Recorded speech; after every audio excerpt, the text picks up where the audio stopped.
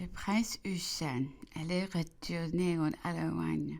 N'ayant aucune nouvelle de l'île d'Elbe, j'ai pris le parti de lui confier ma position. Il était dévoué à l'empereur. Il était mon ami.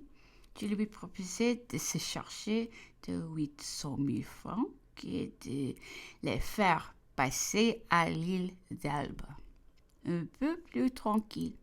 Puisque la moitié de la somme était sauvée, je m'appliquais à doubler de prudence peu écarter de moi la surveillance de la police. Monsieur Pasquier n'y était plus, et son successeur, préoccupé par le spectacle de l'inflammation des esprits qu'alimentaient journalement les gazettes et les pamphlets lancés par des hommes ardents qui ne gardions plus aucune mesure. Devait naturellement oublier un homme qui, ses investigations ne rencontraient nulle part et dont un nom ne lui était jamais prononcé. Ce que j'avais prévu arrivait. Enfin, la charte était violée à bas prix. Les écrivains s'en plaignaient à grands cris. Les outrages dont le nom de l'empereur était couvert par les journaux royalistes exaspéreront tous les partisans, tous les amis du héros.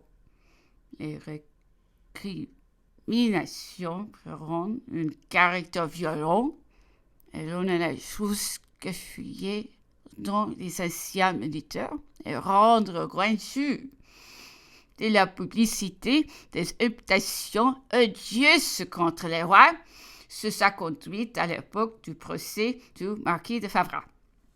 Monsieur Ray, avocat de Grenoble, exposa dans un ouvrage qui fut lu avec avidité toutes les infractions de la charte depuis le premier jour du règne.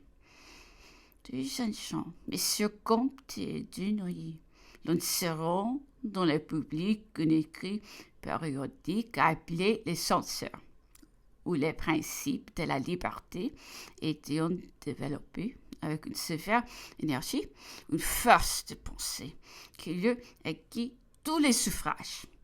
Les écrits des royalistes contenaient des injures contre la Révolution et contre tout ce qui, dans distinction, y avions pris part. Ils y ajoutaient des provocations si menaçantes qu'il était impossible de se méprendre sur le but de tout renverser et de tout punir. Cette disposition hostile des esprits s'était étendue sur toute la France, par les messieurs même qui prit le gouvernement pour la dissiper ou le flabir. C'était toujours le flabir. Redoutant avec agressant les troupes rassemblées sous les drapeaux. Ils avaient pris le parti dont ils licenciés plus de la moitié. Les souffrances de la misère priront bientôt la place du bonheur de se retrouver en paix au sein de leur foyer, les fatigues, les dangers, les désastres même des dernières campagnes s'effacillent promptement de leur mémoire pour faire place à l'enthousiasme qui le souvenir de l'empereur leur a inspiré dans l'oisiveté et exaltant une noble pitié sur sa chute et l'indigne traitement qui, de ses ennemis si longtemps vaincus, lui faisaient subir. Cet avenir plein de gloire qui leur avait été promis, ces récompenses militaires qui ne pouvions leur échapper, les titres si glorieux de soldats de la grande armée, et la considération générale qui devait embellir le reste de leur vie. Tout avait disparu en entrant dans leur foyer.